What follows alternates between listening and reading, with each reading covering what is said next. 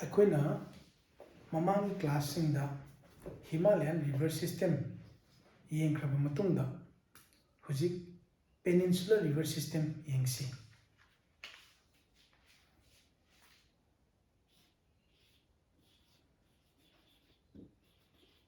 Peninsular river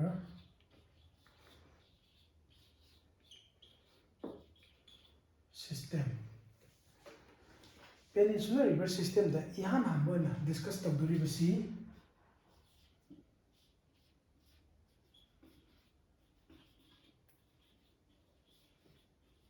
Narmada river Narmadani Peninsular river system da. River Narmada se it is considered to be the oldest river.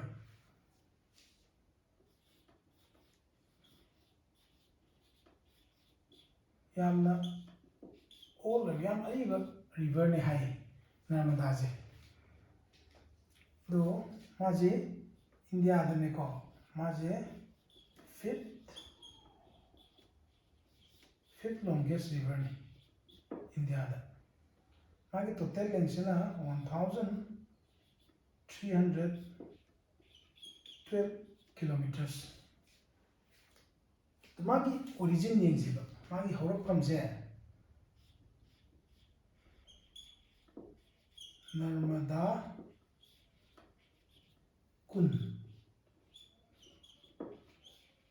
Mai horokam se Narmada Kund dagi neba karai da leiba ko Amarkantak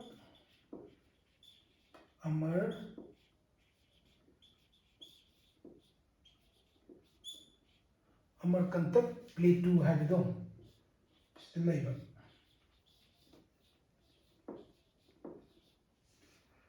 Amarkantak Plateau ji mukai da legi haragadi Anuppur district of Madhya Pradesh.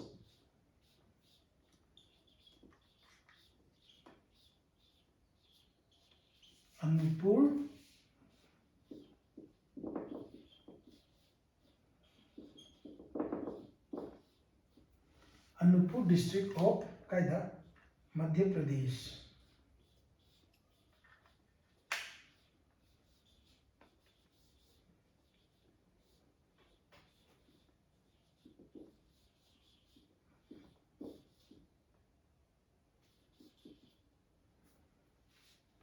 Madhya Pradesh.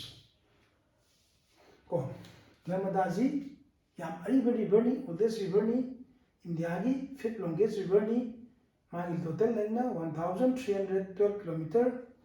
My origin je kai dano Narmada Kund kai da leiba Amarkantak Plateau da. Amarkantak Plateau je kai da located in Anuppur district of Madhya Pradesh.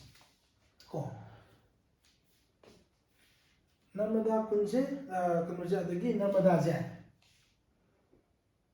largest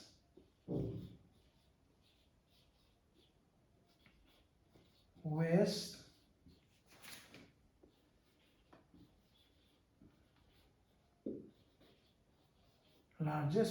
flowing river ne mas.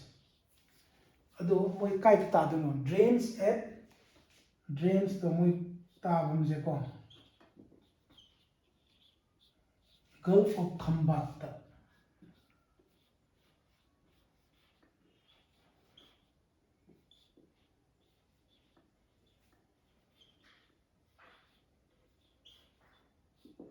Gulf of Khambat.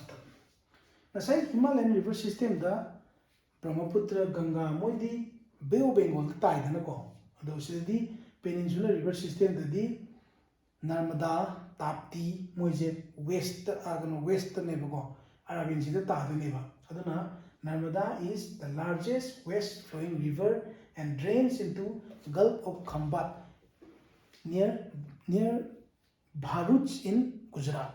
Bharuch city do adigi manata tai ba ko Gulf of Khambat haisida. Ado maji karam state pharuga chattoino hagadi Madhya Pradesh ni Madhya Pradesh ko Madhya Pradesh ni origin jo oidana Madhya Pradesh Madhya Pradesh dagi Maharashtra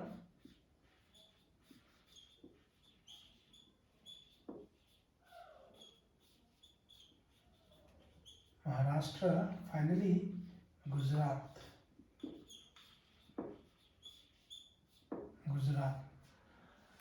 adudagi some important cities which lies on the bank of Narmada River haragadine important cities khara Narmada River ki mapanda taba haragadi yengsi Jabalpur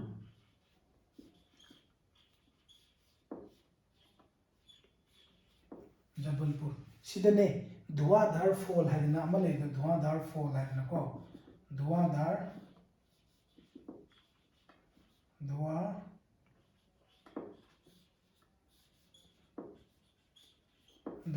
Falls haiba waterfall ni yam fazaba waterfall ni Dhuandhar Falls adudagi karam city Jabalpur leire dagi Omkareshwar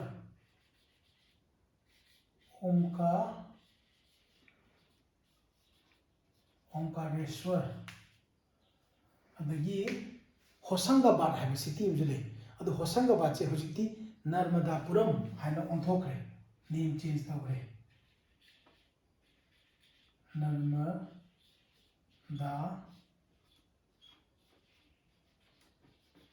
Narmadapuram dagi Bharuch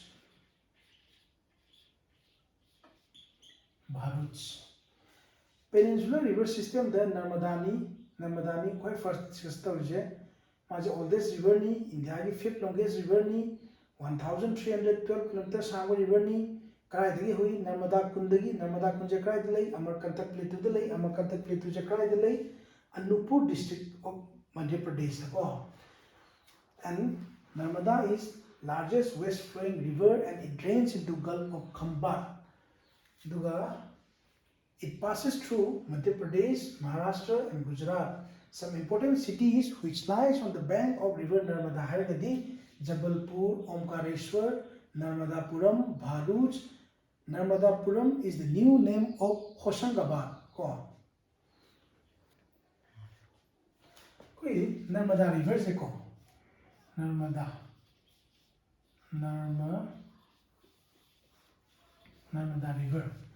Narmada river flows through Rift Valley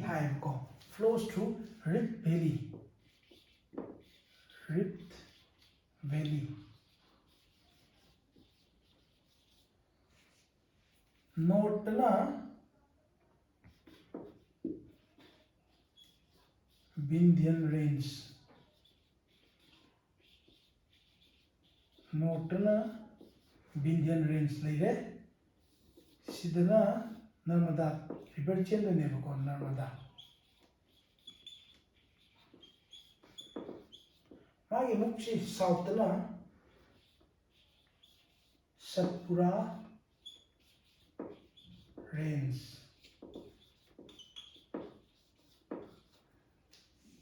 Vindhyan Range amsung Satpura Range ki maraktaneba Narmada river na chilise adunani Narmada river flows through Rift Valley haise adu Rift Valley ki definition meaning haige ko Rift Valley haise koi gi earth ni sidai da crust hai ko outermost layer du crust hai ko matung da mantle hai ko ado sidai da core laktani core smaina tuna Rift Valley haragadi depression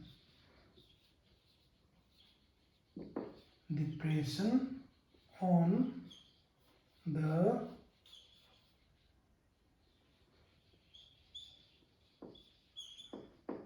Earth's crust se depression on the Earth crust due to tectonic activities.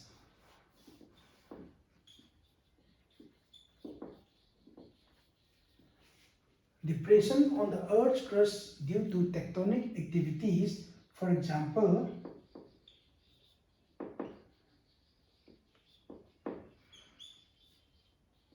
earthquake,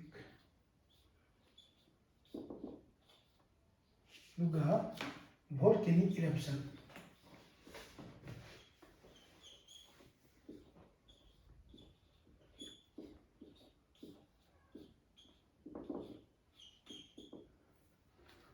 Volcanic eruption. Ado Narmada Basin the highest point haragadi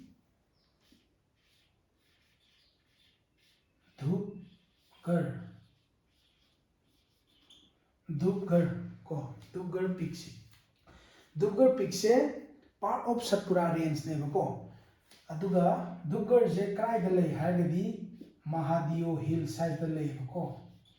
Mahadeo Hills. Mahadeo Hills is a part of Satpura Range. Aduna Narmada Basin the highest point haragadi Dhupgarh, located in Mahadeo Hills. Mahadeo Hills is a part of Satpura Range. Or you can directly say Satpura Range ki highest point haragadi Dhupgarh. Dhupgarh ko Satpura Range highest point is Dhupgarh. Likewise, similarly, Vindhyan Range ki highest point haragadi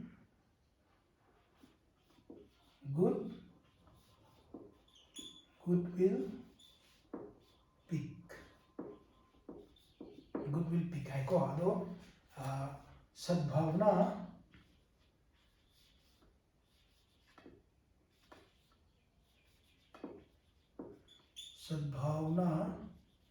शिखर जो है सद्भावना शिखर सतपुरा की highest point सी धूपगढ़ काय Mahadev hills Vindhyan range की highest point है goodwill peak सद्भावना शिखर की नर्मदा की ट्रिब्यूटरीज मैम मागी को मागी ट्रिब्यूटरीज अमतंग येंसी को ट्रिब्यूटरीज मैम पुनसलगा नर्मदा अचौब माइती नर्मदा ओइरेनेदनको अदुदी मागी लेफ्ट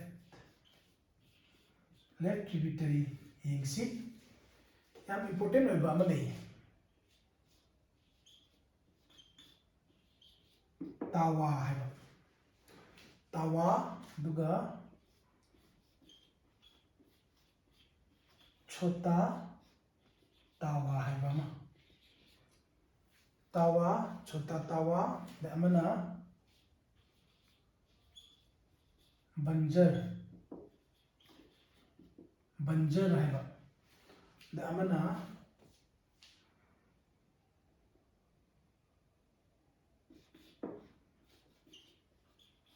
खारमेर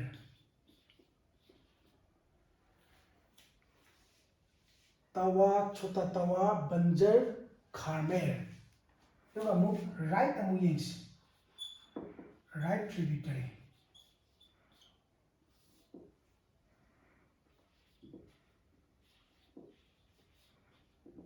सिलगी सिप हिरन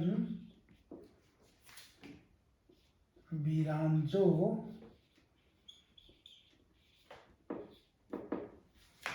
तेंदोनी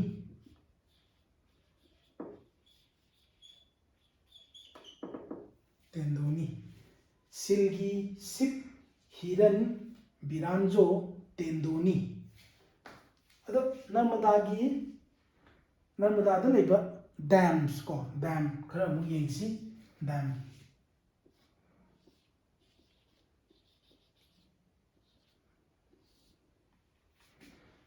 डैम से याम quite Chaoba quite largest important हानि येंसी को नंबर 1 दा Sardar Sarovar number Number 2 the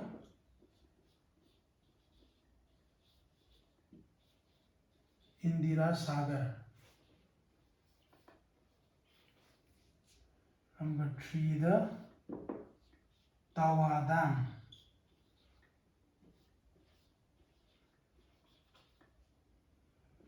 Number 4 the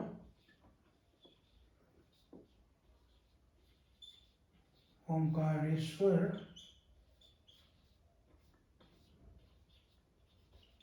Dam. Number 5 the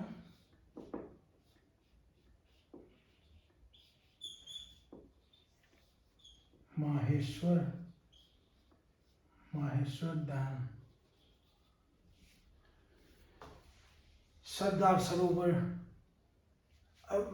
Sarovar साबदने yam problem होगा मेधा पटकर बाबा आमते सोशल एक्टिविस्ट मन सरदार सरोवर साब याम खोलोना प्रोटेस्ट तौबदो अदुने अदु अतै दजु प्रॉब्लम अक्तनेबको अदु सिदनी याम इंपोर्टेंट ओइजे बाबा आमते मेधा पटकर मो सोशल एक्टिविस्ट तो मो फादना खोतन तो अदु मो तो जो मरोम दबुदी चुमेवा कोई एनवायरनमेंट इकोलॉजी ददी याम मांगलेदनको दाम लाकना विलेज का लुपखिदोनी बखोगी फॉरेस्ट का मैम लुपखिदोनी दनको इसिंदा अदुननिदा अदु सिजु साबे काना बजुले इरिगेशन द कानारिनी द इलेक्ट्रिसिटी द कानारिनी नको प्रोस एंड कॉन्स लोई लेइबको अदुने अदु याम famous T C Sardar Sarovar Geneva सिदने आयानी गकी बाबा आमते मेधा पटकर सोशल एक्टिविस्ट मोय फादना तौरिंगो अदु नसागी एना नसा हम हाइबदा कनोजे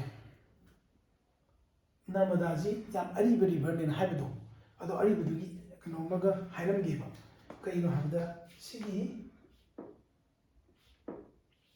1828 तने 1828 तने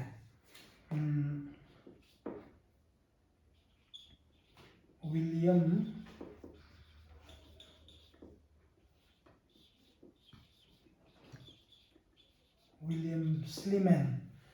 स्लीमैन है पाजे सिनने जबलपुर की एरिया दने डायनासोर्स की फॉसिल फंगेबा मान डिस्कवर तवेबा डायनासोर मतम इलीरे दना को दने माजो अरीब रिवर ने जदुननेबा विलियम स्लीमैन जिना around in and around Jabalpur दा डायनासोर्स की फॉसिल मान डिस्कवर तो की बको 1828 विलियम स्लीमैन नर्मदा रिवर की इन एंड अराउंड द कोई wildlife sanctuary national park कुंबा मुग येंगसी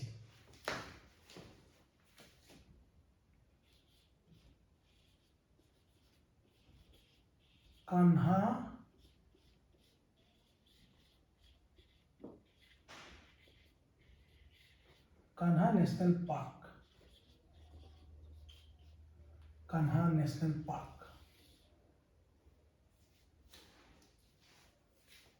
याम फेमस ऑथर में लेबको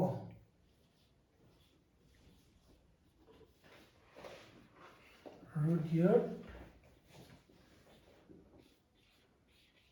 किपलिंग है गना मागी लारिक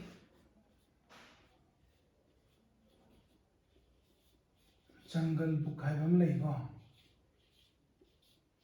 जंगल बुक सिदा कार्टून अंगांगी कैरेक्टर में लेबनी मोगली है गना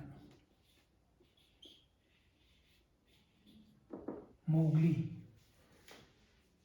सीजे मागी बुक सिगी मोगली कैरेक्टर जे काई इंस्पायर तो है दी कान्हा नेशनल पार्क तगी इंस्पायर तो बनेबा रुडयार्ड किपलिंग की जंगल बुक है बदी अदो कान्हा नेशनल पार्क से नर्मदा मक्ति चीन देबा मामुदा अदो नर्मदा की ट्रिब्यूटरी अमा ओइबा बंजर हाइदो बंजर नसाई मागी न हाइबदो बंजर को Banjar is lifeline of Kanha national park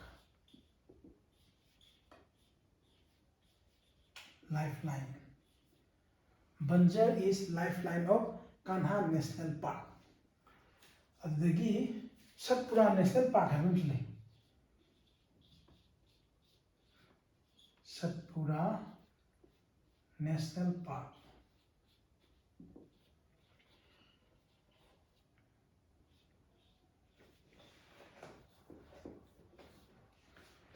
Kanha national park से स्पेशली टाइगर की निको टाइगर की नियम फाउरिजिम मोइदा मध्य प्रदेश दा कान्हा खतनते टाइगर फाउजे कान्हा लेरे बांधवगढ़ हैबम जुलै अदगी पेन साइबम जुलै महाराष्ट्र बॉर्डर पेन साइबम जुलै को टाइगर की मोइदी स्पेशली कान्हा नेशनल पार्क से सतपुड़ा नेशनल पार्क हैबम लेरे दगी गुजरात ने नियर सरदार सरोवर डैम दो अदगी मनाक्ता पार्क हम जुलै सुल्पनेश्वर है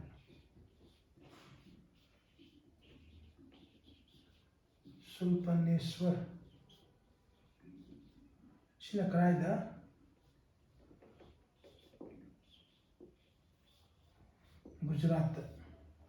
गुजरात निको खरा इंपोर्टेंट है खरा यिंगवानी Kanha national park Satpura national park Shoolpaneshwar national park मुझको अदुदी हुजे कोई पेनिनसुलर रिवर सिस्टम दा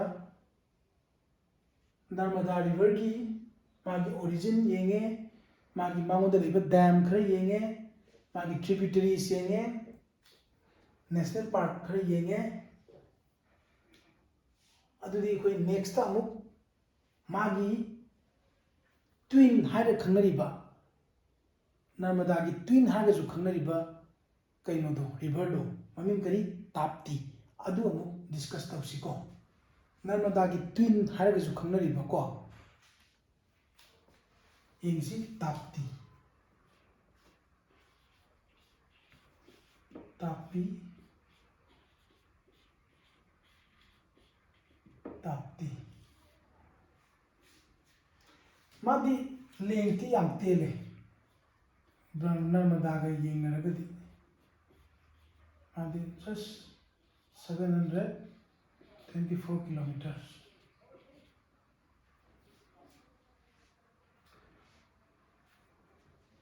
मागी ओरिजिन येंसी मासु मध्य प्रदेश की ओरिजिन लेबको सिना अमु Multai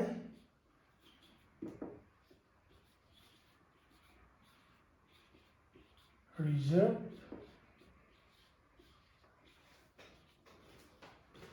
Multai reserve forest of कना of Satpura range Satpura range Multai reserve forest of Satpura range ने मागी ओरिजिन से को अदुगा in Betul district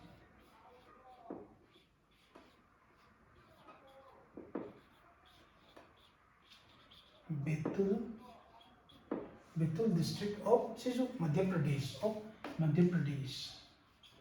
of MP Satpura range की हाईएस्ट पीक तो क्या है धूपगढ़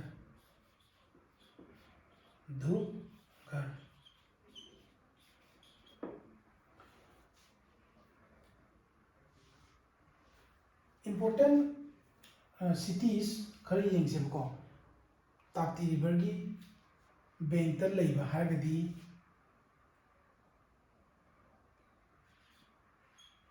सूरत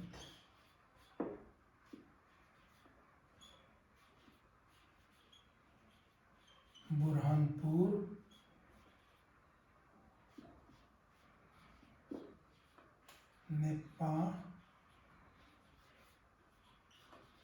नेपानगर सूरत बुरहानपुर नेपानगर मुझे सम फ्यू इंपोर्टेंट सिटीज ने को अदो मागिजु ट्रिब्यूटरीज खरा ले मागिजु tributaries left tributaries right tributaries मसागी नर्मदा की लेकिन को अदमाना मागिजु लेफ्ट ट्रिब्यूटरीज ले राइट ट्रिब्यूटरीज ले अदु मु येंसी को मागी लेफ्ट ट्रिब्यूटरीज खरा येंसी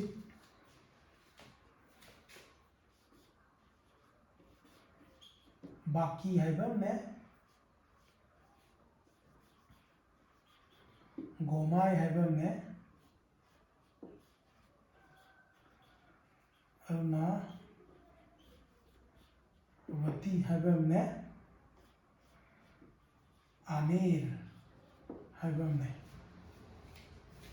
राइट ट्रिब्यूटरीज अमु येंगसी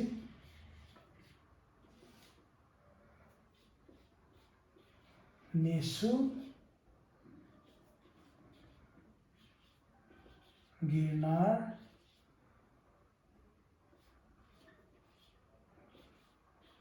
पूर्णा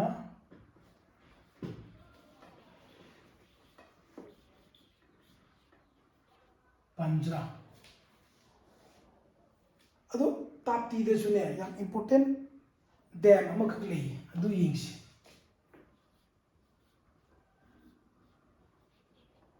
उकाई डैम है याम इम्पोर्टेंट अब डैम निको ताप्ती रिवर द साब डैम हमनी अदो ताप्ती रिवर मनाक्तने याम इम्पोर्टेंट एटॉमिक पावर स्टेशन अमसु लेगी कोई इंडिया की एटॉमिक पावर स्टेशन मैम लेदना को फॉर एग्जांपल त्रोम्बे द लेरे नरोरा उत्तर प्रदेश द लेरे रावत भट्टा राजस्थान द लेरे कल्पक्कम कुंदनकोलम तमिलनाडु द लेरे अदुमाइना गुजरात जो मले काक्रपार है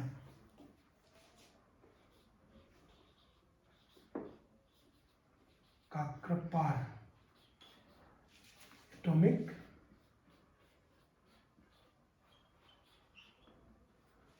पावर स्टेशन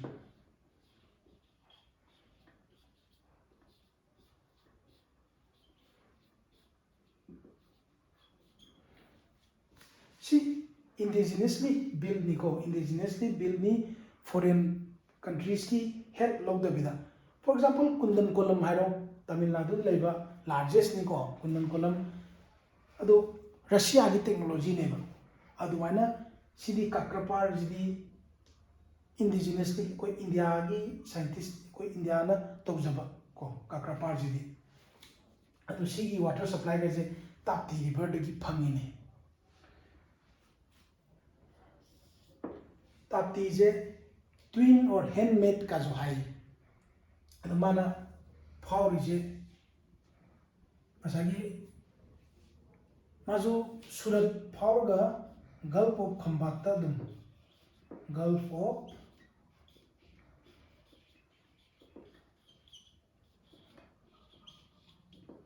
खंबाता दुम ट्रेन तौदनी माजो को ताप्ती जो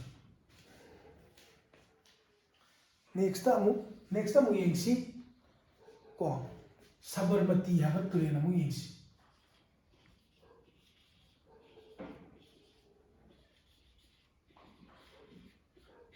सबरमती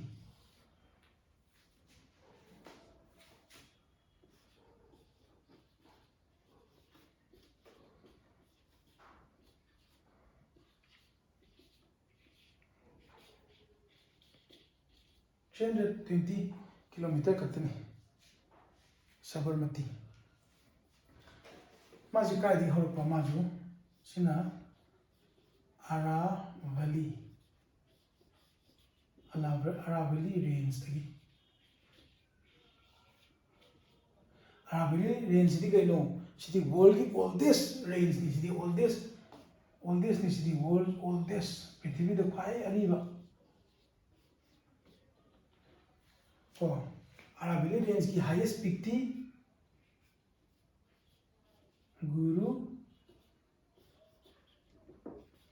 गुरु शिखर अरावली रेंज की हाईएस्ट पीक थी गुरु शिखर सबरमती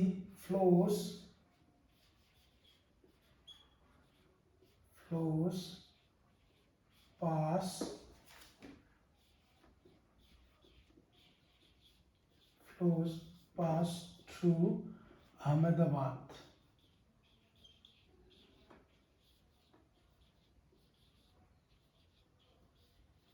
Ahmedabad फाउरगा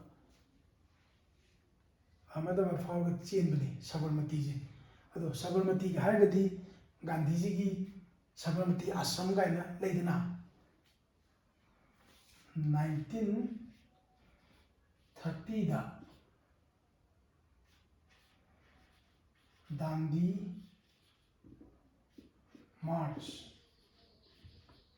ꯇꯧꯈꯤꯕꯗꯣ ꯅꯤꯡꯁꯤꯡꯕ꯭ꯔꯥ ꯍꯤꯁꯇ꯭ꯔꯤꯗ ꯑꯃꯨꯛ ꯅꯩꯅꯁꯤꯀꯣ ꯁꯤꯕꯨꯗꯤ ꯑꯗꯨꯝ ꯍꯥꯏꯔꯝꯒꯦ ꯗꯥꯟꯗꯤ ꯃꯥꯔꯆꯁꯤ ꯀꯩꯒꯤ ꯇꯧꯈꯤꯕꯅꯣ ꯍꯥꯏꯔꯒꯗꯤ ꯕ꯭ꯔꯤꯇꯤꯁꯅ ꯁꯣꯜꯠ ꯇꯦꯛꯁ ꯂꯧꯔꯛꯄꯗꯣ ꯊꯨꯝꯗꯁꯨ ꯇꯦꯛꯁ ꯂꯧꯔꯛꯄꯗꯣ ꯑꯗꯨꯒꯤ ꯄ꯭ꯔꯣꯇꯦꯁꯇ ꯁꯤꯚꯤꯜ ꯗꯤꯁꯑꯣꯕꯤꯗꯤꯌꯦꯟꯁ ꯃꯨꯚꯃꯦꯟꯠ ꯑꯅ ꯒꯥꯟꯙꯤꯖꯤꯅ ꯇꯧꯔꯝꯕꯗꯣ ꯑꯗꯨꯅꯤ ꯗꯥꯟꯗꯤ ꯍꯥꯏꯁꯤꯁꯨ ꯚꯤꯂꯦꯖ ꯑꯃꯅꯤ ꯒꯨꯖꯔꯥꯠꯇ ꯅꯚꯁꯥꯔꯤ ꯍꯥꯏꯕ ꯗꯤꯁꯇ꯭ꯔꯤꯛꯇꯣ ꯑꯗꯨꯗ ꯂꯩꯕ ꯚꯤꯂꯦꯖ ꯑꯃꯅꯤ ꯅꯚꯁꯥꯔꯤ ꯍꯥꯏꯕ ꯗꯤꯁꯇ꯭ꯔꯤꯛꯁꯤꯗ ꯂꯩꯕ ꯚꯤꯂꯦꯖ ꯑꯃꯅꯤ ꯑꯗꯨ ꯃꯥꯅ ꯁꯥꯕꯔꯃꯇꯤ ꯑꯥꯁ꯭ꯔꯝꯁꯤꯅ ꯀꯥꯏ ꯂꯩ ꯑꯍꯃꯗꯕꯥꯗꯇ ꯂꯩ ꯁꯥꯕꯔꯃꯇꯤ ꯑꯥꯁ꯭ꯔꯝꯗꯒꯤ ꯗꯥꯟꯗꯤ ꯐꯥꯎ ꯈꯣꯡꯅ ꯆꯠꯂꯒ ꯁꯃꯨꯗ꯭ꯔ ꯃꯄꯥꯟꯗ ꯃꯣꯏꯅ ꯊꯨꯝ ꯁꯥꯈꯤꯕꯗꯣ ꯑꯗꯨꯅꯤ ꯗꯥꯟꯗꯤ ꯃꯥꯔꯆꯀ ꯍꯥꯏꯕꯗꯣ ꯑꯗꯨꯅꯤ ꯁꯕꯔꯃꯇꯤ ꯑꯥꯁ꯭ꯔꯝ ꯑꯍꯃꯗꯕꯥꯗ ꯑꯗ ꯃꯥꯒꯤ ꯇ꯭ꯔꯤꯕ꯭ꯌꯨꯇꯔꯤꯁ ꯈꯔ ꯂꯩꯌꯦ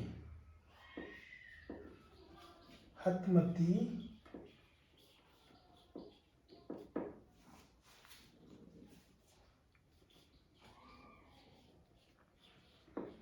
वात्रक हतमती वात्रक मागी ट्रिब्यूटरीज ने साबरमती मोदी याम इम्पोर्टेंट रिवर नतेबको याम इम्पोर्टेंट अब कोई नते इंडिया का सुन वेस्ट फ्लोइंग रिवर ने नैनब अद माजु गल्फ ऑफ खंबाट ता तागनि मोजु गल्फ ऑफ खंबाट तो रिवर याम ताइको ड्रेन याम तवे gulf of Khambhat Gulf of Khambat it drains into Gulf of Khambat.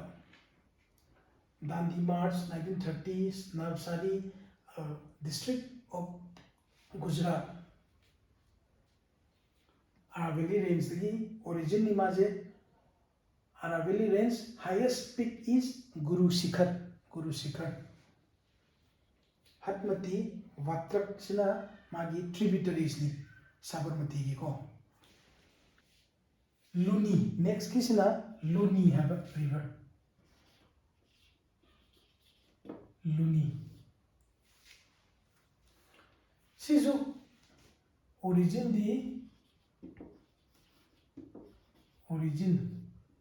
sisu Aravalli Range ni ko.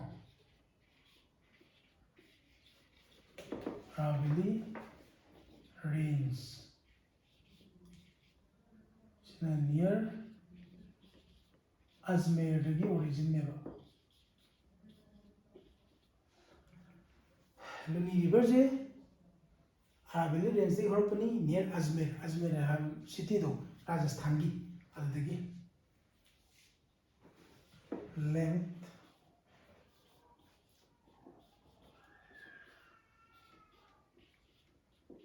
495 kilometers. Luni is a largest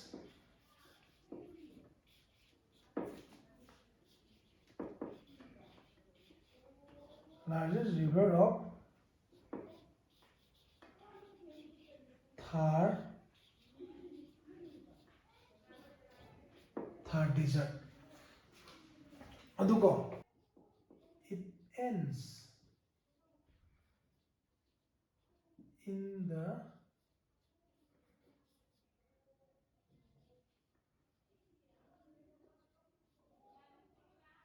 marshy area of Rann of Kutch. Luni turelje madi samudra ga thingadeba Rann of Kutch ta dum loisan deba madi marshy area of Rann of Kutch to Gujarat ni Rann of Kutch sidai madi मांग्रे बस्ते lotion गिदने माजे मा Tourane सी समुद्र सी योबंगम देव Arabian सी के गाम योबंगम दे मादे it ends in the marshy area of Rann of Kutch.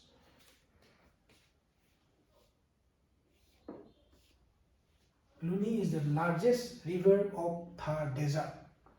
Length na 495. Origin Aravalli Range near Ajmer.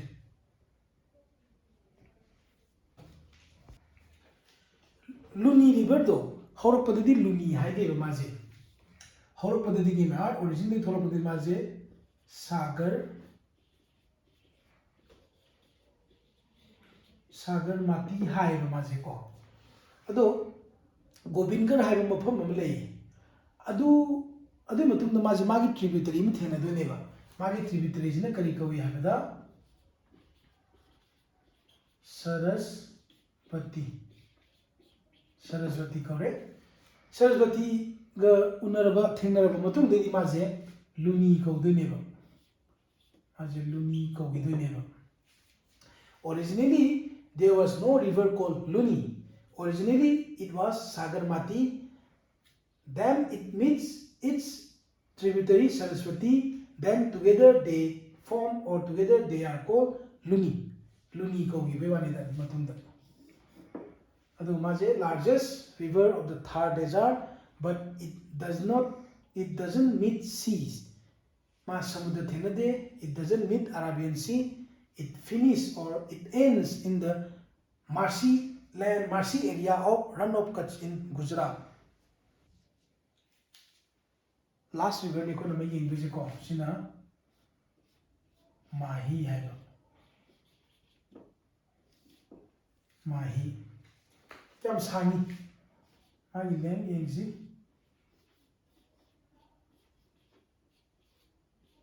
580 kilometers. Magi origin kai dagi maju Vindhyan range dagi Vindhyan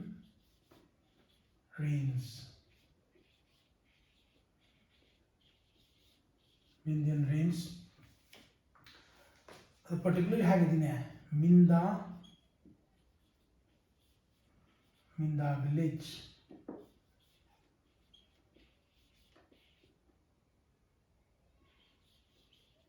village of Dhar.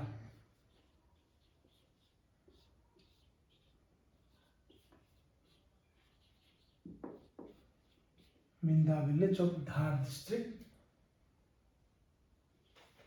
of Madhya Pradesh.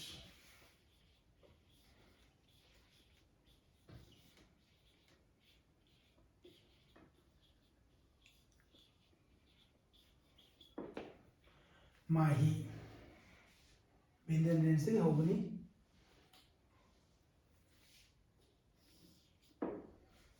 the Mahi river से exactly अब तो ही ना हम question number ले Mahi river दगी को कोई की Tropic of Cancer hydro Tropic of Cancer से करम बत्तुरेल ना अंदर cross Tawi Hardy Mahi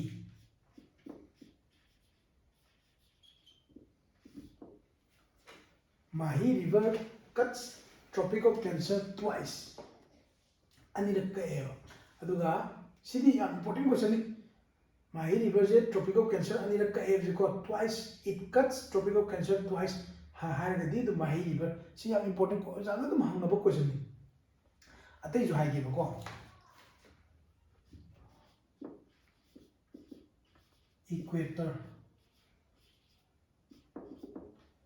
equator अनिरक ककपत river है कि दिक्कत अदुदी अफ्रीका दा चलजिको Congo river माना equator अनिरक ककतोई it cuts equator twice only river which cut equator twice is Congo से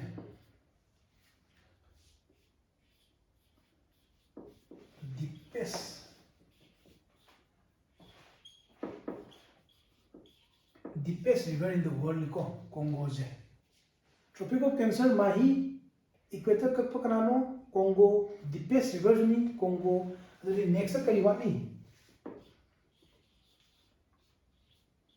Tropic of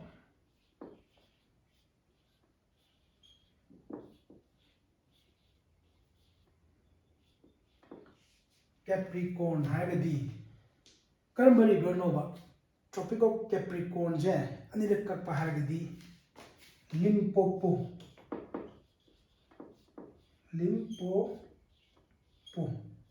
Kaida South Africa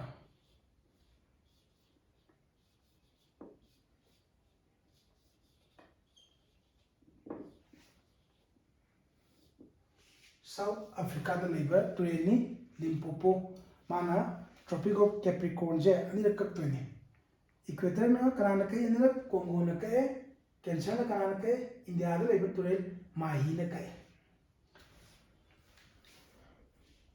Mahi river जिसु कायदा तादोनोबा माजु गल्फ ऑफ खंबात तुम तादोनेबा गल्फ ऑफ खंबात रिवर यामिको तारिजे नर्मदा ताप्ती लोय तारिनी gulf of Khambhat gulf of Khambhat तारे द फाइनली मोय अरेबियन सी दम तागदे थेंगाना गदोनेबको अदुदी कोई नर्मदा येंगे ताप्ती येंगे माही येंगे लुनी येंगे साबरमती येंगे अदो सिगी वीडियो जे हौबदगी लोइबाव अमुतम येंगागदी एनी एग्जाम को फॉर एग्जांपल हुजिक एसएससी सीजीएल लाक्तोरे अदुदा रिवर सिस्टम की एनी क्वेश्चन सॉल्व तब ngamनेबा वीडियो जे एकदम फुल येंगागदी और प्रीवियस क्वेश्चन पेपर जिंग को अदुम सॉल्व तब ngamनेबा अदुदी पेनिnsula river system दा कोई साउथ इंडिया की रिवर सिस्टम जिना नेक्स्ट क्लास ता अमु डिस्कस तौरसिको।